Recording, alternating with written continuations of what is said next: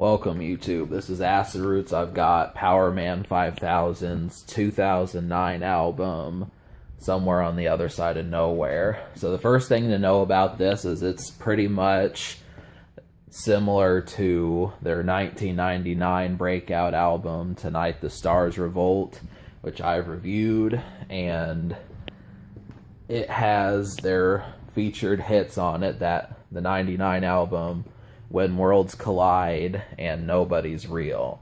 So both of these tore up the rock charts 1999, 2000, featured a sci-fi and B-movie type sound. It's a little bit similar to Rob Zombie.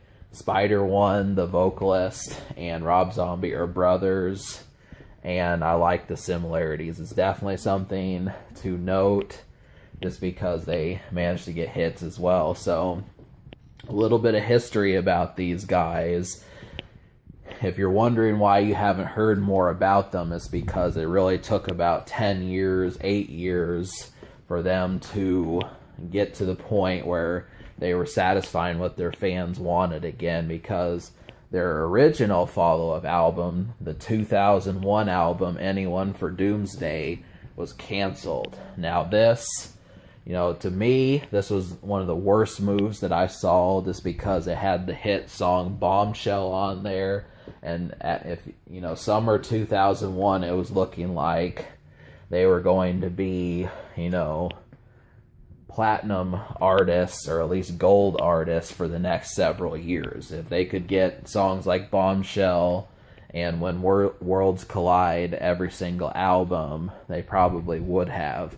But they canceled the album, took 2 years off, and changed their style for Transform, which came out in around late summer, autumn of 2003. And, it was kind of people were at war with whether or not they liked it. I am pending to discover that album, but I will probably review it. But as far as the sci-fi and Rob Zombie type style that they had on their 1999 album, this one, the only other album that seems to be like it is Anyone for Doomsday. Now, you can get it. It's on Spotify. You can get it off iTunes or digitally. And, if you are richer, you can pay $250 some odd dollars for it to get it, the physical copy, which is what I want the most. This is definitely something that I want to do. It has the hit song Bombshell on it, and that, obviously the only thing was lacking was just the second and third single. But so they really hadn't charted since 2003, but with this album they went back to their roots, and it was pretty monstrous. I think this album has a lot going for it. Supervillain sounds pretty similar to When Worlds Collide, and most of the singles from that album, there's 4 to match, just like there were back in 1999. So this is a huge plus. Supervillain, Time Bomb, V is for Vampire, Show Me What You Got. All of these have the extreme electronic / metal sound.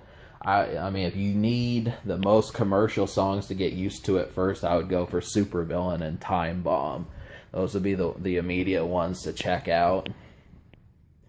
Now, there are only 9 songs on this project, so there are 11, but 2 songs are less than 1 minute and 30 seconds. So there's just really 9, and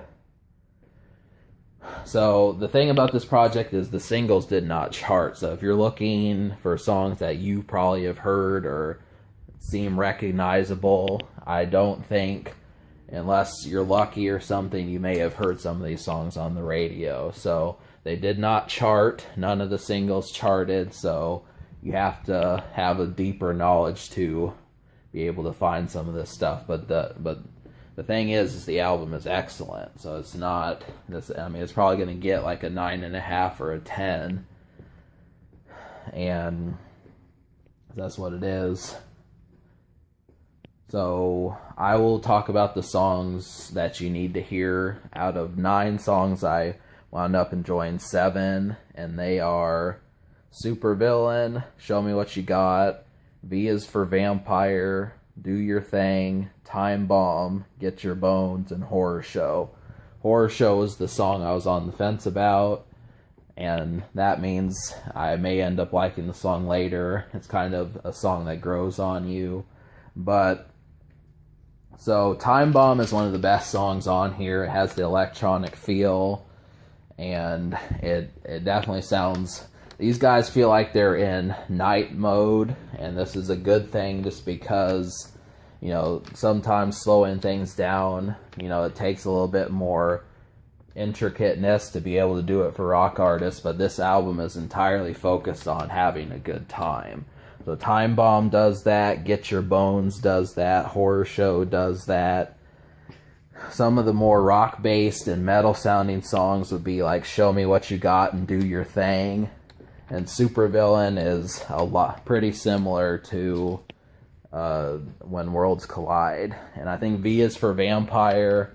That one is, I'd say that one had a pretty good chance of charting, but I don't know why this record was being ignored like it was. That's about the only weakness to it, is just how many people, you know, still think about and are concerned with Powerman 5000. If you are, this should translate rather well.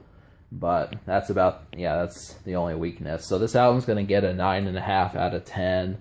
The only reason why is there was no charting songs. So, you know, it's weird to think if some of these songs would be played on the radio and if we could make that happen. But 9.5 out of 10 is still nothing to sneeze at. And the social score, I will give a 7 because it did have 4 singles. I don't know if they had videos released, but there were 4 that were at least attempted. So, again, this record be topped, not really. In the future, Powerman 5000 has not dropped an album since 2014. So what that means is we'll probably get some more, but I'm just wondering what else they'll do, because the sci-fi type stuff is where most of their hits have generated from, and I'd like to see them do it again while also being able to do new things. So that's about the only problem.